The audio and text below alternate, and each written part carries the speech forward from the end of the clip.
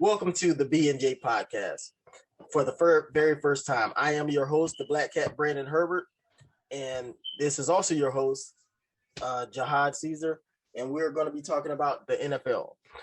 This podcast is meant for fans. We love your interaction and everything like that. So let's get it started. All right. So there's a lot of stuff going on in the NFL right now. We're just going to catch everybody up on what's going on and giving our opinion of everything. One of the biggest storylines in the NFL right now is Aaron Rodgers. So I'll give you my opinion, but Jay, why don't you start us off? Well, first is happy to be here. I'm excited to do this podcast with you, man. Excited to talk some NFL. You want to jump right in with Aaron Rodgers. Aaron freaking Rodgers. Now you asked me as far as what's my opinion on the situation going on with Aaron Rodgers.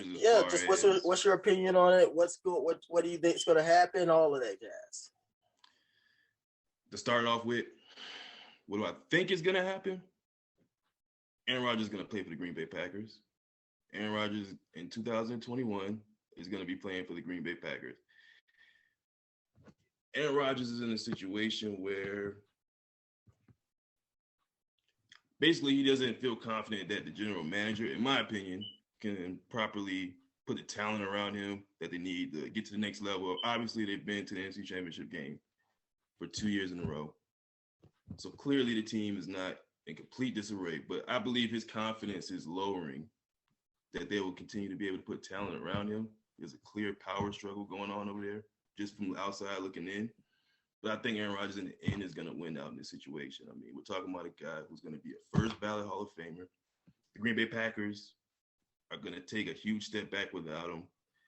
Ultimately, I think Aaron Rodgers ends up back up in Green Bay. What are those circumstances going to look like? Is the GM going to have to leave? What's going to have to happen? That we'll have to see. But Aaron Rodgers is going to play for the Green Bay Packers in 2021. Or sit home, which I don't think is going to be the result.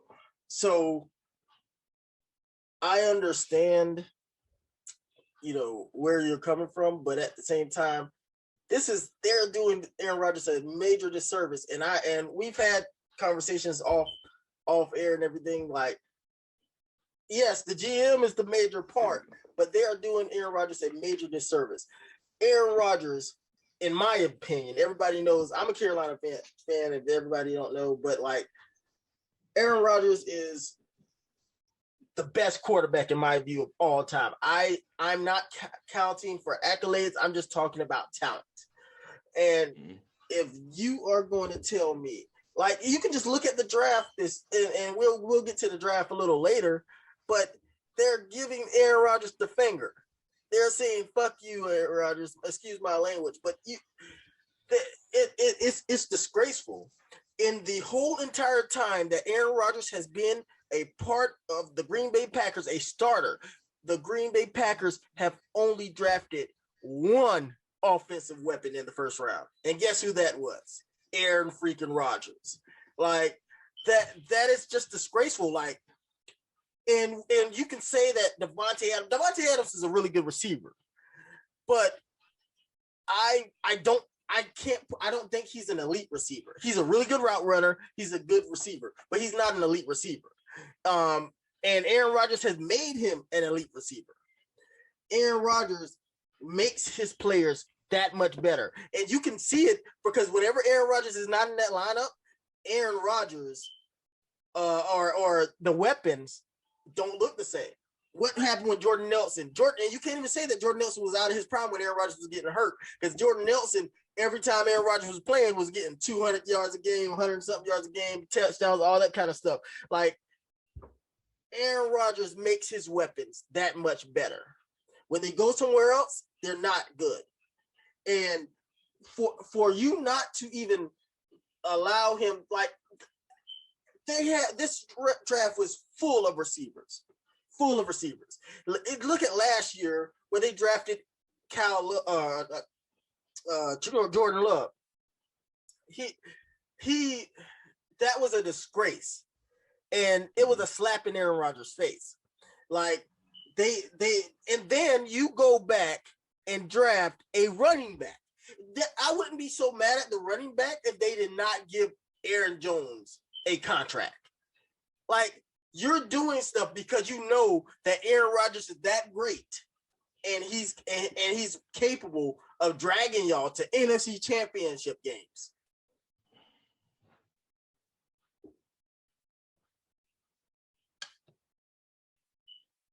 Your mic. We can't hear you.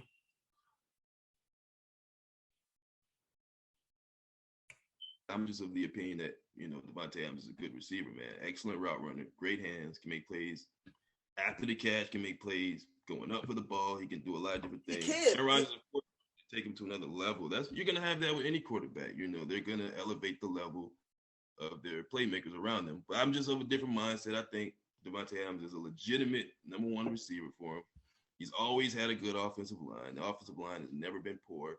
And also, we're talking about drafting guys in the first round. They did invest in a Brian Bulaga in the first round, okay? They took another lineman the year after. Was Brian Bulaga in the first round? Brian Bulaga was a first-round pick. He was a first-round pick. So he's always had a good offensive line. He's got a good running game. Aaron Jones is a top five. He doesn't have nearly the people in the box. If the only reason Aaron Jones is because of that line, like you said, I'll give you the line. But if you look at Aaron Rodgers' receivers and his weaponry, compare that to probably more than half the league. I guarantee you look at because the first receiver looks good, yeah, at Devontae Adams. But I guarantee you the next, like, look at the Scantling or whoever else they have over there. I promise you, it doesn't compare to more than half the league. Even if you want to count Devontae Adams as that elite receiver, I can only list probably like 3 teams that have a worse receiving core than the Green Bay Packers. Because when you say core, you mean the whole entirety of that. Like Devontae Adams is really good. Aaron Jones, he's okay. But I promise you, Aaron Jones, have him go play for Detroit. Have him go play for whoever else. He's not going to look that way. The only reason he looks that way is we're getting to a conversation where we're talking about the majority of the NFL at this point. Like the majority, there's very few players who can make a salad out of there's very few players who can turn a bad situation into a good situation. I'm not saying he's playing with transcendent talent. I'm just saying there is talent over there. Now, again, I don't want to make this case and make it sound like I'm on the Packers side here. They dropped the ball there. I mean, they dropped the ball. The Jordan Love pick was atrocious. Preposterous. It was preposterous. It was crazy.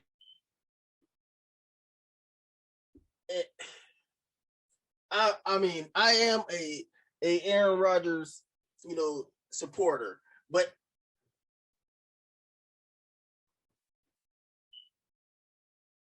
they like to draft and groom their players. Now, what's happened over the course of the last 5 to 7 years? The drafting has gone down.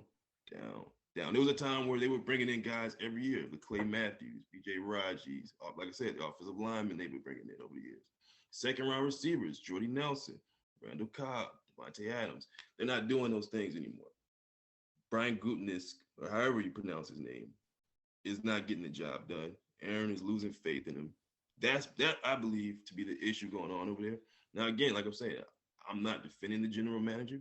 I'm just not looking at Aaron Rodgers as a victim necessarily, right? He's not in a worse situation than a lot of quarterbacks. So do you think?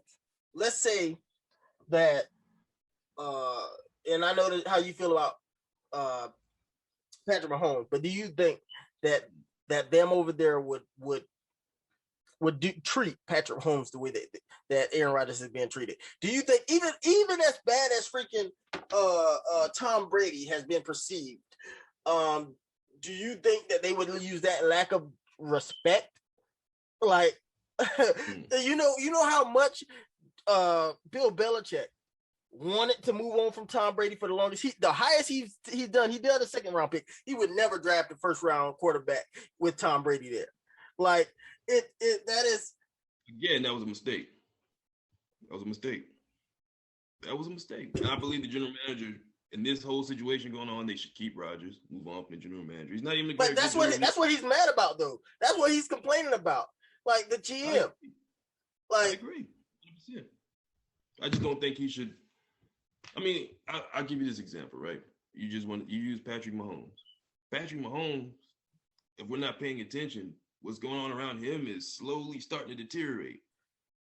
Yes, but at the same time, on the wrong side of 30, and they have no other wide receivers other than Tyreek Hill.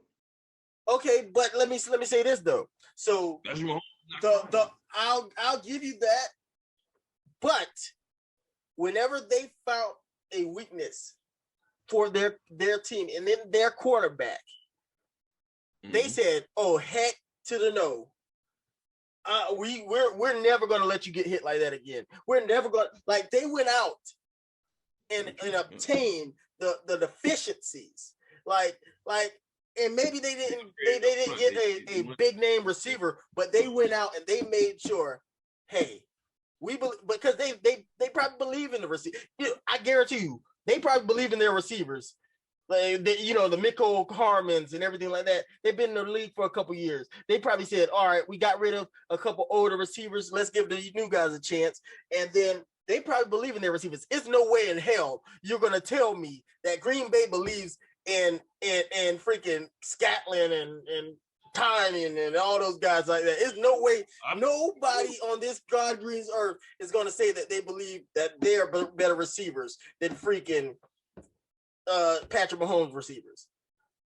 Okay, so you just pointed out that they've reinvested in the offensive line. We all saw what happened in the Super Bowl, right? So they made sure that, hey, this isn't going to be the case. We need to replace these tackles. We need to get a little bit better in the inside. They've done that, but I will challenge you again. When has Aaron Rodgers ever had a porous offensive line? I would argue. Hold on. It just recollect you don't remember about like 4 or 5 years ago, before because they just fixed this offensive line. The longest been there for a minute, but they just fixed this offensive line. Do you not remember like 4 or 5 years ago when they were talking about how much Aaron Rodgers was getting hit? Like they've been building the line over time, right? So we give Chiefs credit for fixing their line. Yes, we'll give the Packers credit for fixing their line. But what I'm saying is, what after Devontae Adams? What after Tyreek Hill? I'll challenge you again. I will take Nicole Hardman over every single other receiver other than Devontae Adams over there. And I guarantee you the NFL GMs will too. Because he has drop problems in it, but he's got to be. They're going to push him up into that bigger role. He's going to either sink or swim. So like, I promise you, they would rather have him. Hardman, who could not get playing time over Sammy Watkins. But that's what I'm saying. Like they got that. They felt good enough where they got rid of Sammy Watkins. They felt like, I'm telling you, like they feel confident in their weapons. Because really, if you think about it, Nicole Hardman is going to be a third receiver because Tyreek Hill and then Kelsey. So he's going to be a third target. We'll see this year. Because like I'm telling you, I believe that their weapons is just so much superior. Even if you look at, you can look at it. Tell me one play. Even if you want to say Tennessee got worse weapons, do they? Yeah, by a pretty large margin. I don't think so. I don't think so. Like they are pretty even. Have you not? Just pull up Green Bay's other receiver stats, and then pull up freaking Tennessee. How about this? We can with the same guy we just talking about, Marquez Valdes-Scantling, right? Valdes-Scantling, the role he plays for that offense. Give me a guy on Tennessee who could do even what he can do. Who can take the top off in Tennessee? They drafted a rookie that they were talking about like last year. It's like in the second or third round. Like we'll see. Is AJ Brown a bust? If AJ Brown suffers an injury, that team is in trouble. Okay, I mean we'll see. All right, so let's move on. So we got it's a funny topic for me because like Tim Tebow coming back to the NFL, not as a quarterback, but as a tight end. What are your thoughts on that? What the heck are the Jaguars doing? what why? I mean, we're not even going to get into the Kaepernick. Yeah, no, we're the having friends in high places. It happens all over the world. But as far as on a football level, why? What any touch that Tim Tebow takes in his offense is a wasted touch. Any pass thrown his way is a wasted. He still got to make the 90. He still got to make the 53-man roster. As long as he wants to, unless he decides, I don't want to do this, I'm going home, he's going to make the roster. You think? I don't know. Why wouldn't he? But, and you know what's funny? Though? The Jaguars, the Jaguars tight end room, the Jaguars tight end room is atrocious. They got Manhurts from Carolina that is a blocking tight end as their number one tight end. So he might actually make the damn roster. No, it's ridiculous. Like, I mean, come on. The man took one. They showed it on ESPN and all that kind of stuff. The man took one snap as like a quote unquote receiver, tight end, whatever, right. H-back, and it looked atrocious. The pass off his helmet. He didn't get his head turned around fast enough. He's not a tight end, right? He's not. Oh man. Tight. And then to play tight end, you got to be mean. You got to be rough. Like it's a joke. It's a joke to football. If he makes that 53-man roster, it is a joke to the NFL. And the NFL need to step in and do something about this shit. Like I'm having questions about Urban Meyer at this point and the direction he's going to be taking the Jacksonville Jaguars. I mean, besides also the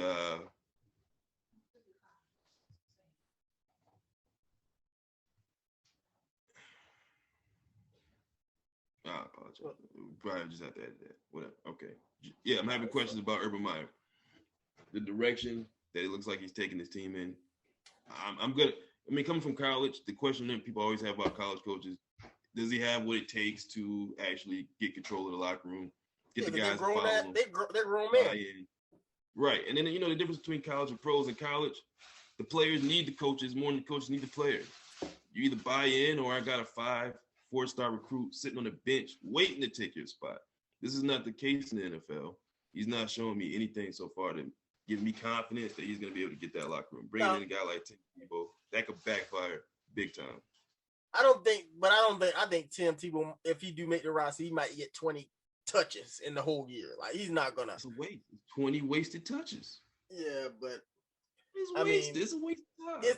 It's laughable and it's crazy. And I just found out this about if you look at Tim Tebow, I really do think this, and excuse my language for saying this, but I think he's an attention whore.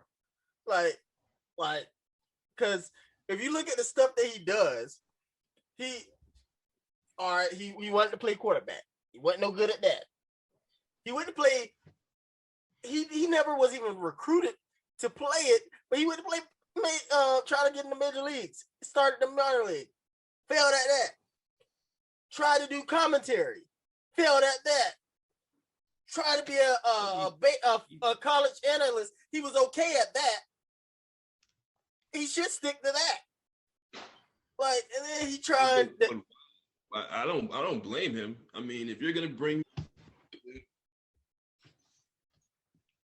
So the NFL draft just came, the NFL schedule release just came out. And what are a few thoughts that you have on, a few key points and what stood out to you? And also, I mean, we're going to go on a later podcast. We'll go in depth, but just a couple of things that stood out to you.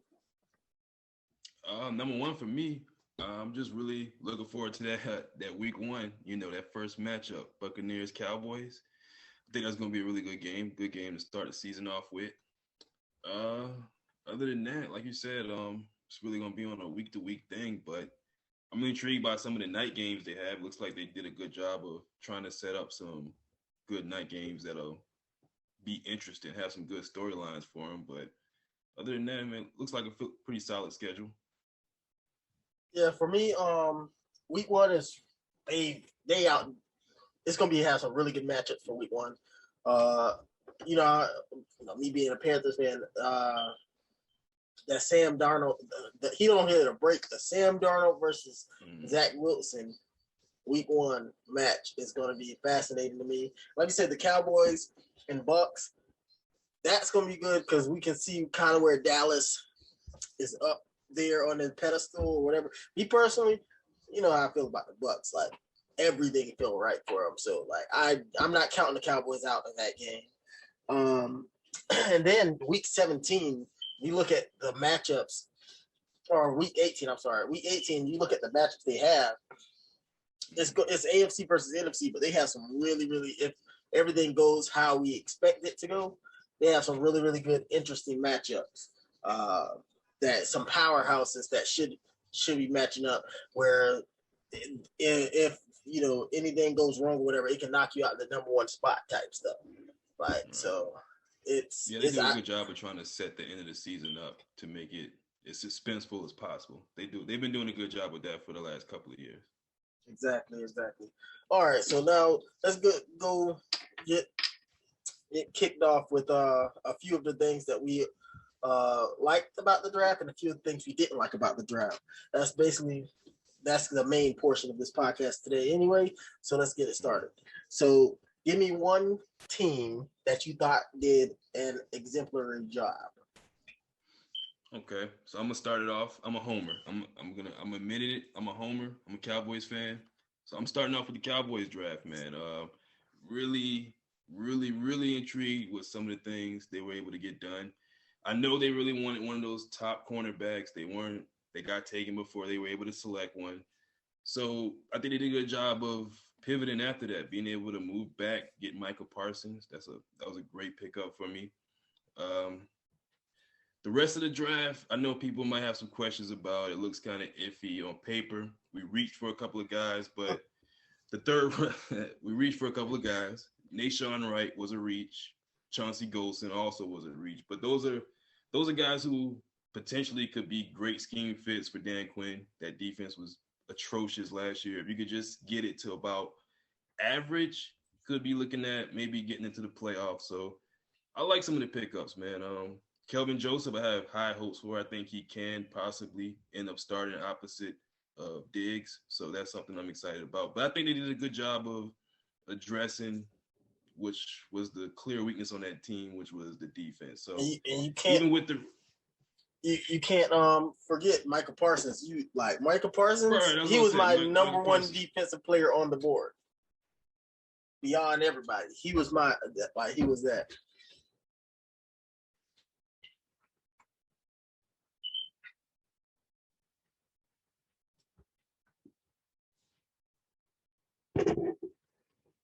Can you hear me?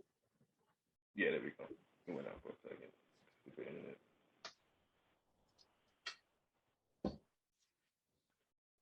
All right, so we good. We'll just go from there. You can just keep going.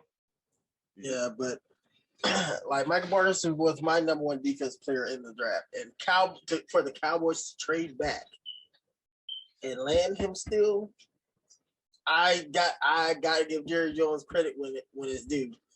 I was not expecting him to last that long, and you will see immediate compensation for that pick. Like you will reap the rewards immediately. I do believe he's an impact player. I believe that and I hope the rumors that they're going to use him primarily as a pass rusher isn't necessarily true, because you would waste his talent. He's a really, really good coverage linebacker. And yes, he can put his hand in dirt and rush. You could do so much stuff with him. I hope they don't limit him into some type of box where he's just pass rushing.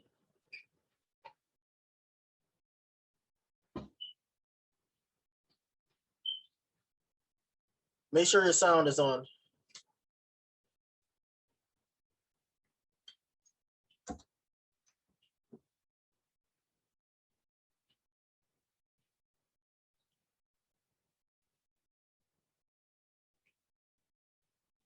Okay. Oh, You okay. can hear me now, right? Yeah, I can hear you. Yeah, I forgot to turn the mic back on. But yeah. So Michael Parsons, I don't really think that they're going to be using him primarily as a pass rusher this first year. Being that we have so many linebackers, you could see him doing a lot more rushing the passer than you'll probably see going forward. But like you said, man, you can do so much with him. He's going to be a great addition to the defense. He should upgrade him immediately. Like I said, with the rest of the draft, they did some reaching, but if those guys can come in, fit the system, fit the scheme, and another thing I like, a couple of those guys are really high motor players. Don't give up on the play. Going to keep playing to the end of the snap. They should be great additions for the defense. So I like what the Cowboys did. Reaches aside, I still love it. Yeah. All right. So I guess it's my turn to pick, and my pick for the first pick that I want to actually discuss, because I think they did an absolute fabulous draft, is the New York Jets. Now, we don't give New York a lot of credit, and rightfully so. But first of all, everybody knows how I feel about Zach Wilson. Zach Wilson, to me, potentially could be the best quarterback in this draft. And people want to, I'm not poo-pooing, Trevor Lawrence. I think Trevor Lawrence is going to be great, but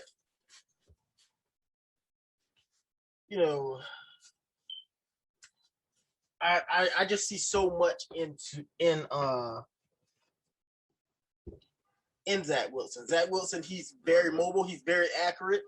He can throw from any platform. And I know it's too early to freaking talk about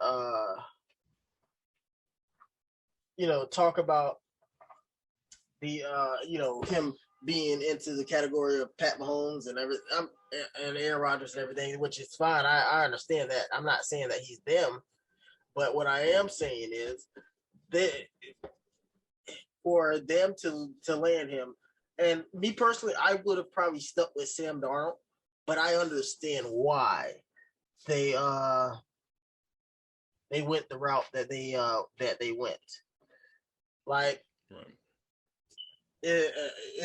You got a cheaper contract, so basically Sam Darnold has to get paid in the next 2 years, and even if you think it's a lateral move, it's kind of better for the team in general.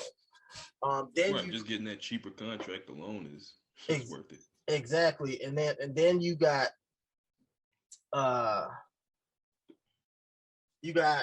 Elijah Moore. Elijah Moore, to me, like those two draft picks alone, to me, like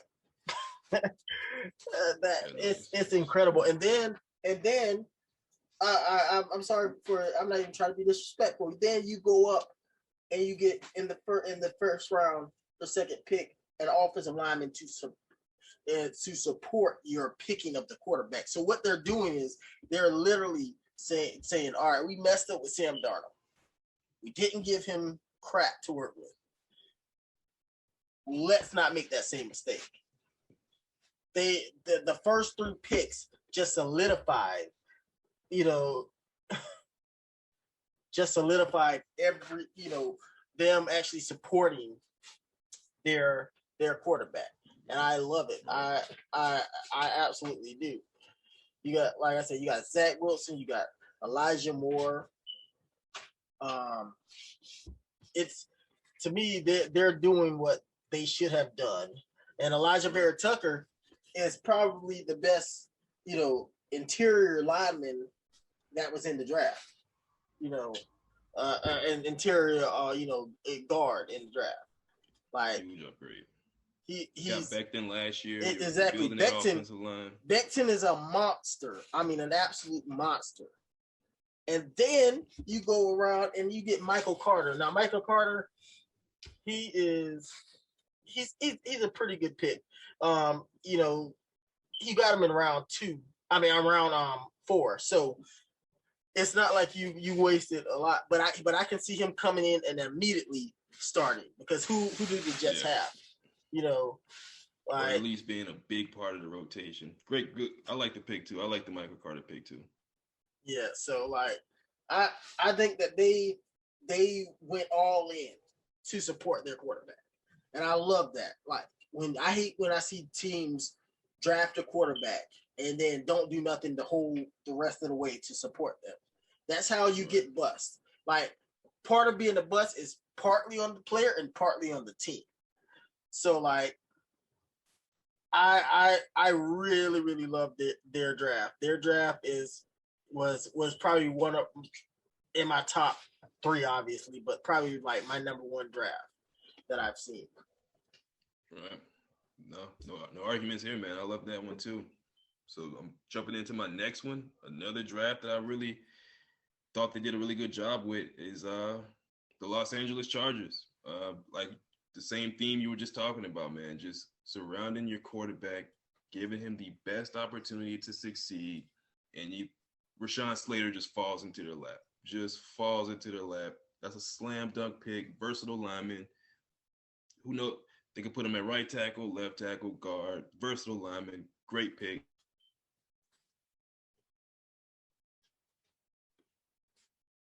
The mic went out again.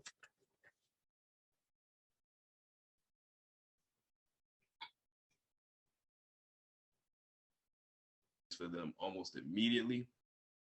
In their third round pick, Josh Palmer. I'm not too high on him, but I can understand what they're looking for in him. They already got a speed, big body guy in Mike Williams, strong possession receiver in Keenan Allen. So add another guy who could be a big play receiver makes sense to me. Love what the Chargers did. I think they're setting Justin Herbert up to continue that success. They've got some good running backs over there. Like I said, they've already got a couple of good receivers. So I really like what they did. I think they upgraded. And their defense, which was not very good at taking the ball away last year, getting a guy like Asante Samuel, a huge upgrade. Love what the Chargers did.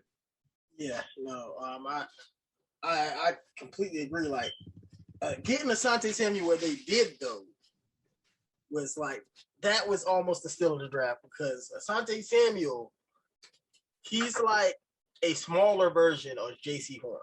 Like, he is physical. He probably is going to have a little bit of trouble in the NFL with penalties and holding penalties and stuff like that.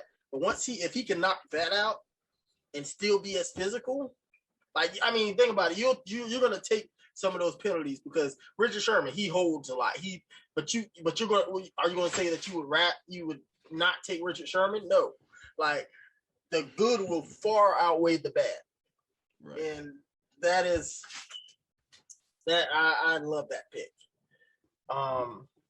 And the Slater pick, like I told everybody, Slater, he's a great offensive lineman.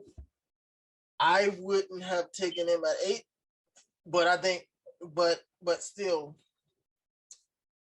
the reason you take Slater, like, he's worthy of the number. Like, if Carolina would have took him, because if you think about it, he can play all 5 positions. Like, that is so valuable and so rare to have an offensive lineman be able to do that. Some people had him rated higher than Penei Sewell. I didn't, but some people did. That's how high that a lot of people, like this guy. So I love their draft as well.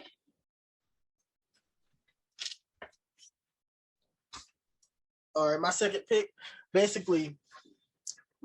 is obviously the Carolina Panthers. And yes, this is in order of who me personally, who I think aced the draft, in my top 3. But the Carolina Panthers. So what Carolina did now, I understand why they did it. I'm not the biggest J.C. Horn fan, but he is a damn good press corner. And for the scheme that they're trying to run, like, I would have probably picked Patrick Surtain, but the scheme that they're trying to run, they're trying to get some more, they're trying to get more physical. They're trying to get, I do see lockdown potential in him, but it's very risky, like taking a cornerback in the top 10. Like, think about the last, 10 years or since Patrick Peterson. Like, Right. like it's very rough and very risky taking a corner that high. But like I said, it always depends on the scheme that you're in as well. So like this scheme might be really good for him. And with Carolina, in this offseason, adding, Hassan Reddick, Perriman, different players on the defensive side that can get to the quarterback, still having Brian Burns, it might benefit someone that is a little bit raw because he doesn't have to cover as long. And then to me, this is like a top 3 steal of the draft. Carolina just traded down. They continued to trade down in the second round. For Terrace Marshall to freaking land in the back of the second round because of some people, if he didn't have his knee issues and his foot issues and his medical concerns, I'm almost positive he would win in the first round.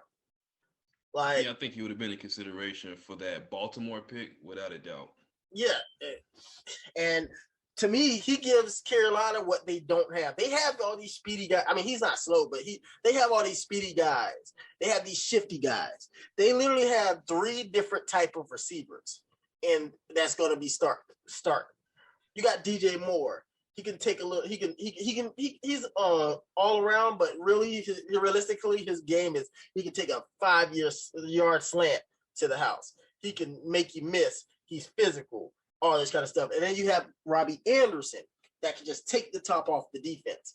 That's basically his game. He can do a little in and out and everything, but that's basically his game is taking top off the defense. And then you got Terrace Marshall that can play that slot. But he can also just body you up.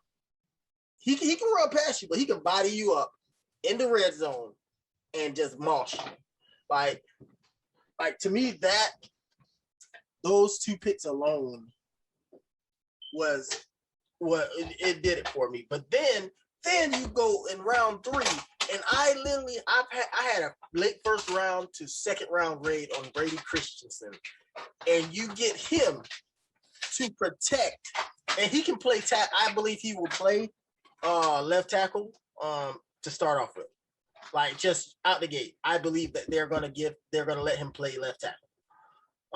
You got Brady Christensen in the 3rd round, and then you go back and then you go get Chuba Hubbard. Like you go get him, and like I believe Christian McCaffrey can do everything, but you got to be realistic. He needs to take a little bit, even if you give Chuba Hubbard 100 touches for the whole year. This guy is lucky to get that, honestly. Yeah, exactly. But this guy's a blazer. Like, I mean, he's fast. So I absolutely love Carolina's draft. I see a lot of people giving them a B plus and everything like that. To me, it's an elite. I'll be unbiased. A B plus, A minus, because like there's a few things that they could have done. They could have gotten, instead of trading with the Broncos, they could have gotten Trevor, the tackle. Losing his name right now, but they could have gotten him, which he's a little bit more polished than Brady Christensen, and he's a really good tackle. They could have gotten other players. I think, me personally, because y'all know how much I love Elijah Moore. Me personally, I think that if Elijah Moore was there, they wouldn't have traded. But since Elijah Moore got taken a couple picks prior, they were like, well, we could just move back. Now, I don't think they would have believed that they was going to get Terrace Marshall, but that's my way of thinking that they thought that they were going to do that. Yeah, definitely. I love, like I said, man, I believe J.C. Horn's going to be a great fit. I think personally that was Dallas's guy that Carolina sniped from them. But Terrace Marshall, man, that's the pick that I'm really, really the most intrigued with, I think, for the Panthers. I think he's going to be a great fit. really going to help take that offense to another kind of level. I think it's going to be a great fit.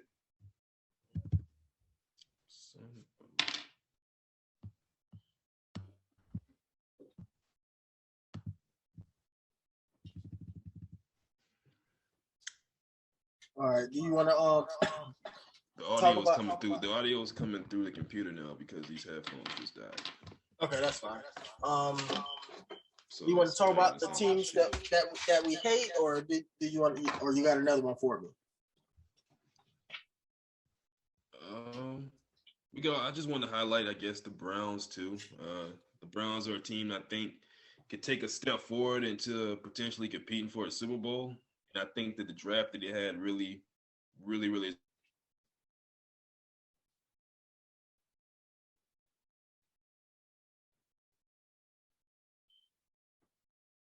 Your audio went out again.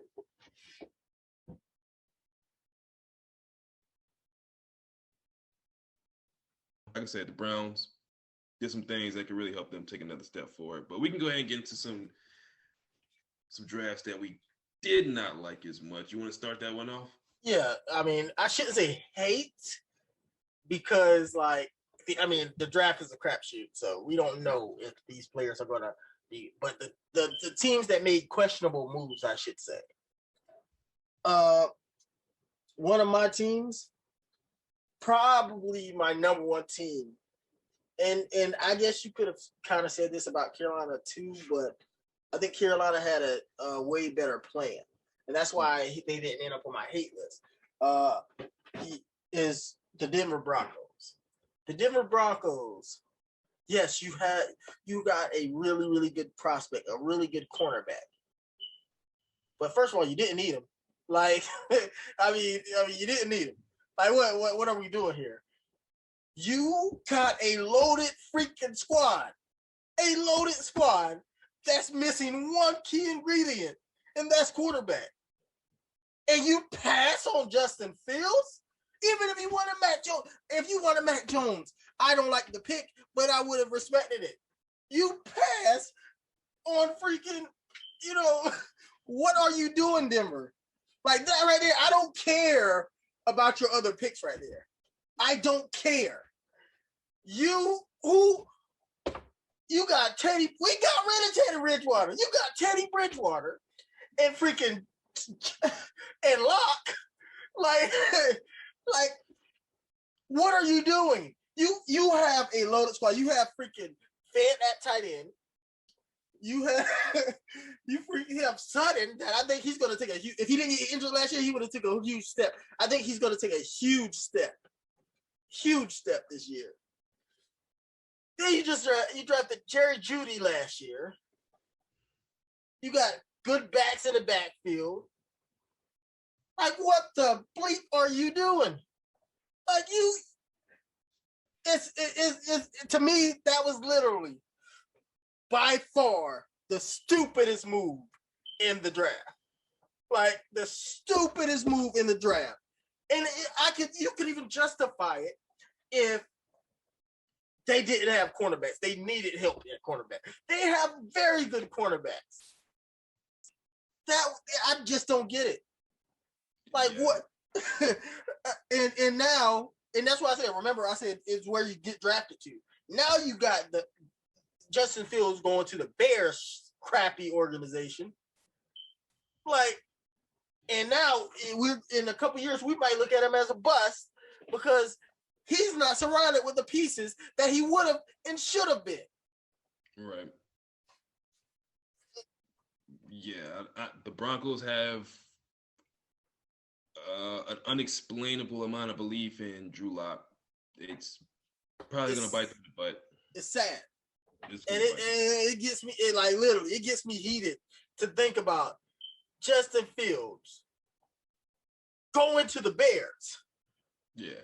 Justin Fields, they would have made the playoff. I don't care how raw you think Justin Fields is. He's pro-ready, in my view. But I don't care how raw you think he is. They would have been a playoff team this year. They would have got Justin Fields. And it's like mind-boggling that these GMs, they think they're so freaking smart and don't want to pick the obvious picks. Like, it's the obvious pick. Like, you. Now, Sam Darnold could bite us in the ass. But he's 23. And a lot of people think that he has a lot more left and to take a lot of potential. Tell me one person that thinks Drew Lock is any good. John Elway. Yeah, I guess so. Like that. Oh man, it's sad. Yeah, they definitely missed the boat there. Definitely missed the boat.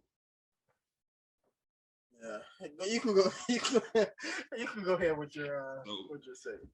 First draft. I'm gonna say that I hated this draft. I did hate this draft. That's gonna be the Oakland Raiders. Mike Mayock. Mike Mayock is potentially running that franchise into the ground. I mean, the selection of Alex Leatherwood in the first round. It's not even whether or not you think Alex Leatherwood is going to be a good player. That doesn't really matter. It's where you took him at. You did not have to take him there. But this is what Mike Mayock does. He wants to be the smartest guy in the room. Oh, you guys think this? No, this is the correct answer. We've seen it time and again. Cleveland Farrell in the top 5. Still ain't did nothing in the draft. I mean, since the draft. Henry Ruggs over Jerry Jeudy and C.D. Lamb. That right there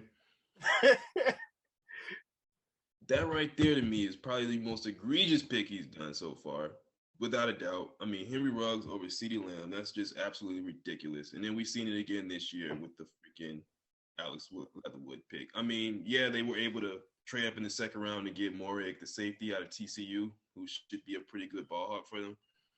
But that was just value that fell into their lap. That was just pure luck.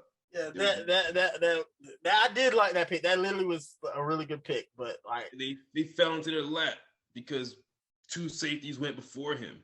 Like the Dolphins took a safety, the Falcons took a safety, so it allowed them to fall right into their laps. It was absolute luck. And let's not also, they took 3 safeties in this draft. Not 1, not 2, but 3 safeties. They did. And there were safeties that some teams had ranked pretty high. So that, like, what are they doing? Like, you already have Abraham that you took in the first round 2 years ago. Like, there is no plan. They've taken 10 defensive backs. 10 in the first 4 rounds since he's been there. 10. Let that sink in. Mike Mayock is doing an absolute terrible job. And he's doing it just to try to prove he's the smartest guy in the room. He's trying to make up for the fact that he knows he doesn't deserve to be in that position. And it's true, but you got to look at, but that happened before he got there. Gruden was like, look at Gruden's picks. Like see, here's the thing. Here's the thing. I was in favor of the Mayock pick when they first signed him. I'm like, okay, here's a guy who's been studying the draft. He's gonna understand draft positioning, draft value. He should be able to take great advantage of the draft board. This is what he does. This is what he did for years, is build draft boards. That was his job. But since he's completely ignored value, completely ignored positioning in the draft, and just continues to do his own thing. And I mean, yeah, we could think back to when the Raiders took Hayward Bay over Crabtree, but that was Al Davis's style. He gets a pass for that. Mike Mayock does not get a pass for any of this. Yeah, but it goes to show you that, like, these analysts that are on TV and everything that seem like they know what the hell they talking about. It's different than picking for other teams where you have no consequences. Like, when you actually pick for the team, it's a lot. You'll do, because nobody can tell me that Mike Mayock would have ranked Farrell to the freaking the Raiders if he was doing his TV show. Again, Mike Mayock, in my opinion, knows exactly what he's doing. He wants to be the smartest guy in the room. He wants to make that wow pick so we can look back on it and say, like, oh, you're so smart. Right. But it's completely backfiring. So I hate the Raiders draft. I've hated what they've been doing for years. And I really think that this is probably going to be the last draft that we get to see Mayock, but we'll see. So I know that you you probably might disagree with the where I'm going with this, but my next hate or disagreement on the draft is going to be the Jacksonville Jaguars. I agree 100%. I agree. So Trevor Lawrence, all right, you already know that's a home run pick, hopefully. But a freaking monkey could have made that pick. Like you get no credit, zero credit for that shit. So the Travis Etienne pick, when you had Elijah Moore on the board, you had freaking Asante Samuel Jr. on the board. You could have went any direction. You could have put a lineman in front of this man. Like, what? You don't draft a lineman to the fourth round. Like, so look at what they're doing, and then look at what I said about the Jets. It's completely opposite what they did this draft. So Travis Etienne, or even if he is the next Alvin Kamara or whatever, he can catch all this kind of stuff.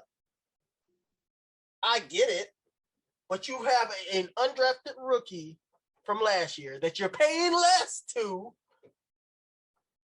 that was dominant last year. He may not be the catcher that Travis Etienne is. He may not have the home run ability like Travis Etienne, but they did their draft like they're set everywhere else. That's what they did. Right. Like, no. Right. And I was in favor of the best player available strategy for them, but I just can't imagine Etienne was the best player available there. Exactly. I just can't imagine. Like, and then, all right, Tyson Campbell, I had a second round to third round grade, so he went just about where he should have. But there was better cornerbacks on the damn board. They drafted him over Asante Samuel. Like, I don't get it. I really don't get it. And then you got Walker Little. He is a very, very raw. He's basically a project. Like, he's very raw. Now, I do like the Andre Cisco pick. I really, really like that pick. But what are y'all doing? And then speaking of that, I almost forgot. I can't let this chart go without it. Speaking of that, you don't have a tight end. You literally brought in freaking Tim Tebow to play tight end because you got Brandon Manhurts as your number one tight end. Where the hell? What the? You could have drafted Pat Fryerman for the Travis Etienne pick. That should have been Pat Fryerman. Like, or you could have drafted him. Serious questions about Urban Meyer at this point. I have legitimate questions about Urban Meyer. I don't like anything I'm seeing so far. I don't like anything. The not getting a tight end in free agency was atrocious. When they had, and this year was the year to get the tight ends in free agency. But the plan was all along to sign Tim Tebow. I honestly believe they're neighbors. If people really think people just woke up last week and said, "Hey, won't you?" No, this was planned from a while ago. The fact that they got no tight ends to put on this roster, it's a disgrace. It really is. It is a disgrace because, like, it's ridiculous. Like, and matter of fact, they even had some third or fourth round tight ends that they could have gotten. They did draft a tight end. They drafted a tight end. I'm not even that familiar with the dang old man that they drafted, Luke Farrell. Another blocking tight end, right? So yeah, like, like it's ridiculous. It's ridiculous. Shoot, even if they would have drafted, Trimble, I really like him. I didn't even talk about him when I was talking about Carolina, but Trimble, which is seen as a blocker right now, but really athletic and didn't, Notre Dame, they don't throw to their tight ends like that. They could have drafted somebody like that. Like, Are you serious? Like I said, to me, Trevor Lawrence is going to be a really good quarterback. You do not get credit for he was the number one pick when he came out of high school. Right. You don't get credit for that. Right. No, I agree. I agree 100%. And I guess the next team I want to talk about is similar to what you were saying about the Denver Broncos. Would have to be, for me, the Washington football team, who I think should have been a little bit more aggressive in going after a quarterback here. And the reason why I'm saying that, and that's a team in my division, but just being unbiased, they really, really should have been aggressive getting a quarterback. I like Ryan Fitzpatrick, but we all know how this story is going to end. We know how this story is going to end. Yeah, but for 1 year, that's going to be man, they got a bunch of rockets out there. It's going to be great for fantasy football, but at the end of the day, Ryan Fitzpatrick has never led a team to the playoffs, and there's a reason for that. Now, this defense is ready to win right now. Okay? Ron Rivera, in another year with this defense, this is going to be a solid top 5 defense. I just think that they're going to need somebody to switch to late in the season when Ryan Fitzpatrick does what Ryan Fitzpatrick does, and I don't think Tyler Heineke is that guy. So I don't even have a big problem with any of the picks they made. Solid additions. I mean, guys who should help them out. I just think they should have been a bit more aggressive in grabbing a quarterback this offseason. Going in with Ryan Fitzpatrick and Tyler Heineke is probably going to be what holds this team back. Similar to what you were saying with Denver, a team that could make some noise, but because they don't have that quarterback, probably won't.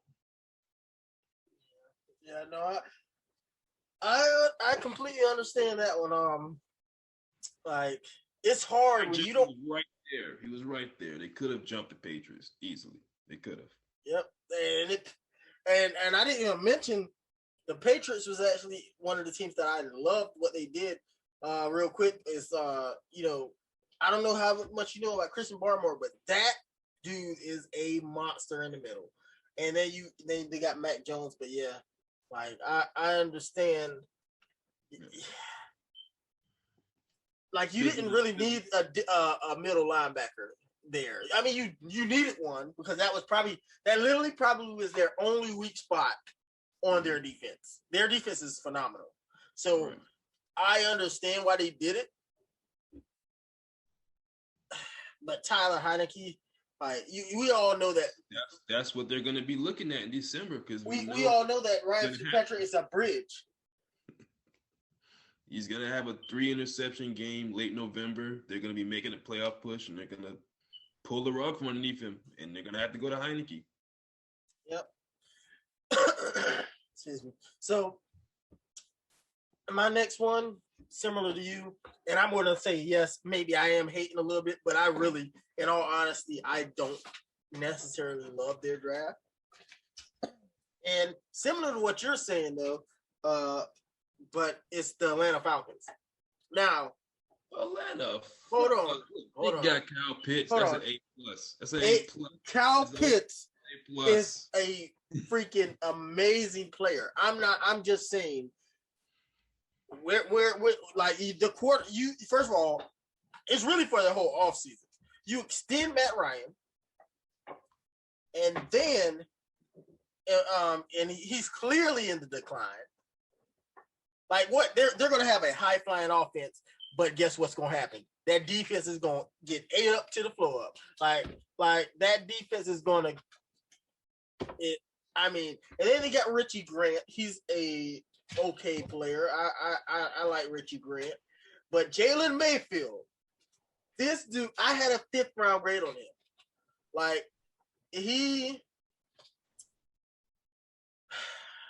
first of all, he's not going to play tackle in the league. No, he's gonna play inside. He's gonna play inside. He's not going to play tackle. But even with that help, I don't see him as a good prospect at all. But it's invalid. Do you realize? I know Dallas defense was bad, but do you realize how atrocious if you weren't going to go quarterback, which they should have been, by the way, they should have went quarterback. But if you're not going to go quarterback, why not fix the defense? You could have drafted Patrick Surtain. You could have drafted whoever else. Like, I get it.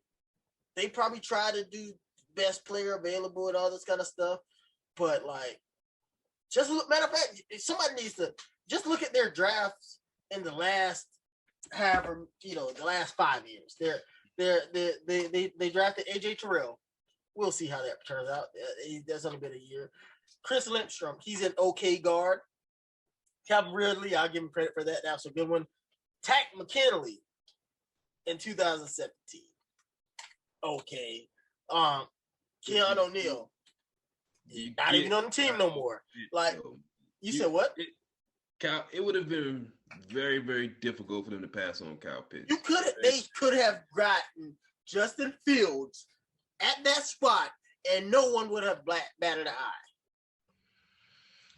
The only issue is I think they should have probably went quarterback too. I thought they were going to go quarterback, but once you restructured Matt Ryan's contract, you're locked in for 2 years now. So you know what about that though is I think if Trey Lance would have failed, they would have taken Trey Lance. I think that was their guy. They might have, but I mean, once you're locked into Matt Ryan, you might as well give him the best opportunity to try to make something happen. I understand, and Kyle Pitts is a potential generational talent at the position, so I can't be too mad at what they did there, man. I can't be too mad. This is similar to with the Cincinnati Bengals. I think they probably should have went offensive tackle there, but Jamar Chase does have the potential to give them the best receiving. I just realized you as much as you talked about the Bengals, you bring it up as one of your hates, but like I'm coming around on the Jamar Chase pick a little bit. I'm coming around on the Chase pick. Joe Burrow definitely has to get better protection. They have to be able to run the ball better than they were able to last year, clearly. But Chase, I understand why they did it because Chase can potentially be an elite receiver, but at the same time, how is he going to be an elite receiver if the quarterback can't even get the ball off? Right, and that's the issue. I mean, they bought in Riley Reif. They got Jonah Williams coming back. Jonah Williams, I had a really high grade on Jonah Williams, so hopefully he can stay healthy because he hasn't been healthy the last 2 years. And I think that's what they're banking on, though, is him staying healthy. So I don't love it, but that's probably going to be one of the best receiving corps in football. So it makes sense. You think that highly? So I get T. Higgins. T. Higgins could have been their number one receiver, in my opinion, honestly. But now that he's your number two, hopefully, that's nasty. That's disgusting. Yeah, but the best in the league? One of the best. Higgins, Boyd, and if Chase is what we think he's going to well, yeah, I forgot about Boyd, but yeah, that's going to be a nasty receiving corps. But be good for fantasy. Line is up to par. Yeah, it'll be really good for fantasy and everything as well. Well, I think that is almost all we have for today.